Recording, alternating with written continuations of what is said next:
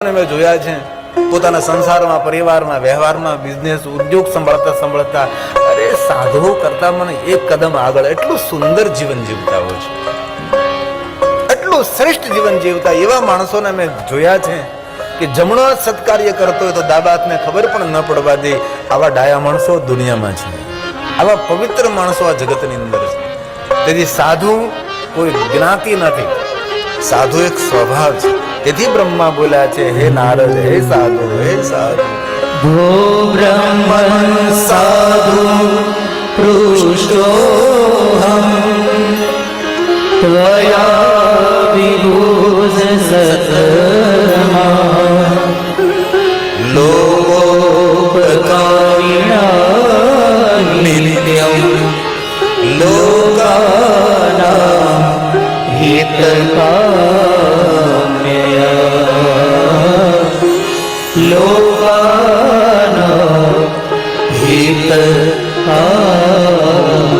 લોકહિત માટે, જગત હિત માટે. હે નારદ, હું તમને ભગવાન મહાદેવની કથા કહું છું. પરંતુ બ્રહ્માજી કહે છે, નારદ, મારા ઈષ્ટદેવ મહાદેવ છે, હું ભગવાન મહાદેવનો પરમ ભક્ત છું.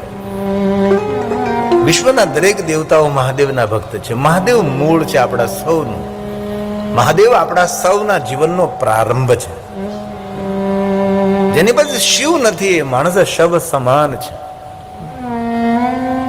ઘણી ઘણી વાર સમાજના અંદર અમુક અમુક વસ્તુ જોઈ તો એટલું દુઃખ થાય કે આના અને શિવ સાથે અને શું તકલીફ છે. જિંદગી ભર જે ભગવાન મહાદેવને, અરે મહાદેવના ભક્તોનો વિરોધ કરનારા માણસો છે, શિવના ભક્તને અલગ દ્રષ્ટિથી જોનારા માણસો દુનિયામાં છે.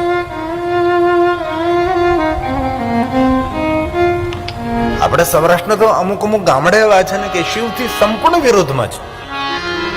એ વિસ્તારમાં ક્યારેક ક્યારેક કથા કરવા જાવ તો એ લોકો ગામ છોડીને ભાગી જાય. આવા બધા છે શિવના વિરોધી લોકો છે.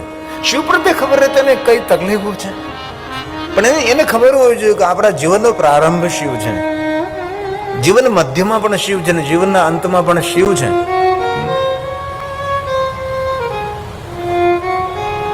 આપણા સૌરાષ્ટ્રના અમુક અમુક ગામડામાં તો નિયમ છે, કોઈ પણ માણસ દેવલોક પામે ત્યારે તેના નામનો દીવો શિવાલય મૂકવા જાય છે. બધા ભેગા થઈ સગા કુટુંબ થઈ ભગવાન રામની ધૂન લેતા લેતા શિવાલય જાય દીવો મૂકવા માટે. પણ મેં જોયું છે, કારણ કે મારો જન્મ શિવાલયમાં થયો, જીવન પણ શિવાલયમાં વીત્યું. કારણ કે અમારી પરંપરા તો શિવ પરંપરા, ગિરી, પુરી, ભારતી, વન, અર્ણ, તીરથ, સાગર, સરસ્વતી, અમે લોકો 10 નામ છે. અમારે તો પરંપરા શિવ છે. તમે જોયું છે જે લોકો જીવતા શિવાલય નથી ગયા તેના દીવા પણ શિવાલય પોખતા નથી, વચ્ચે ઓલાઈ જાય છે.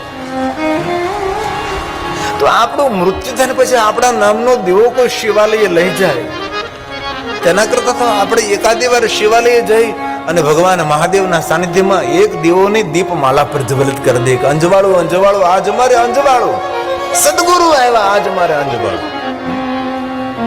કેટલા ભક્તો શિવાલયમાં જઈને સુંદર દીપમાલા પ્રજ્વલિત કરે. દીપમાલાના દર્શનનો પણ બહુ મહિમા છે.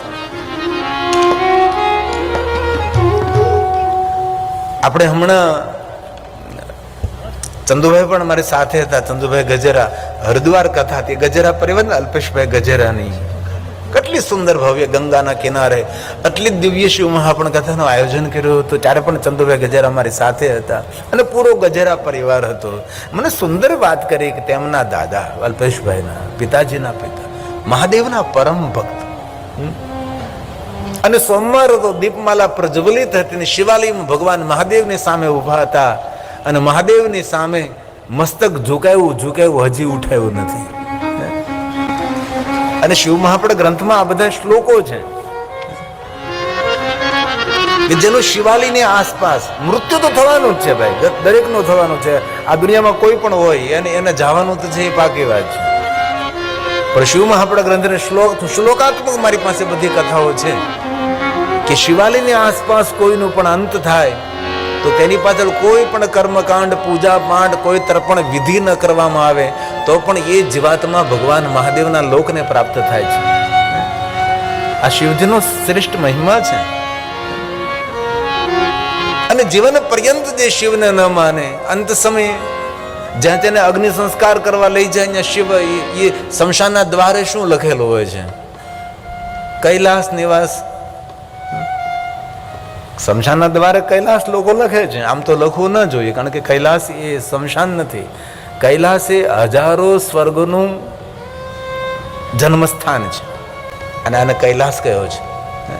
લોકોએ કૈલાસને, મારી પાસે શ્લોક છે, એક જ મિનિટ ખાલી. કૈલાસનો કેટલો મહિમા છે. લોકો કૈલાસ, શમશાન ઉપર લોકો કૈલાસ લખે છે, એ ખરેખર બહુ ખોટું છે.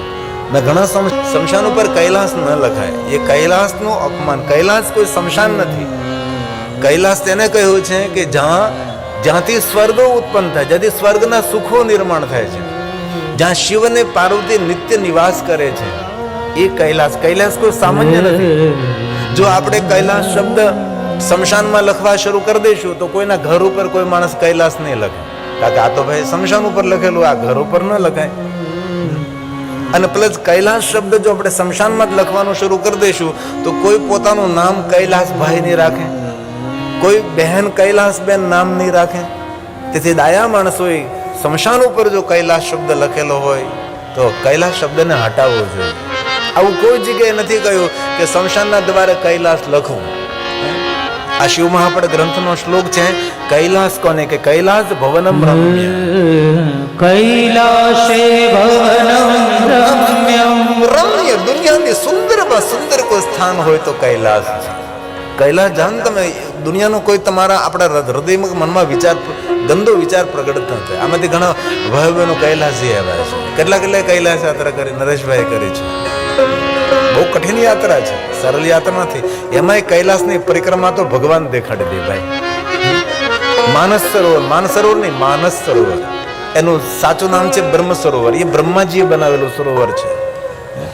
જે કૈલાસમાંથી જલ પીગળે એ બધું જલ એ બ્રહ્મ સરોવરમાં આવે છે. એક તરફ બ્રહ્મ સરોવર છે ને એક બાજુ રાક્ષસ તાલ છે. તમે તો સવારે જોયું હોય, તમે તો ગયા હોય ત્યાં. બહુ દિવ્ય સ્થાન છે. અમે તો 7 દિવસ ભગવાન મહાદેવની ત્યાં કથા ગાઈ હતી. દાર્જિલ એકદમ કૈલાસની બાજુમાં. દિવસ તો વીતી જતો હતો પણ રાત્રિ બહુ જ કઠિન લાગતી હતી. 7 દિવસ અમે ત્યાં રોકાણા હતા. એ કૈલાસ કોઈ શમશાન નથી.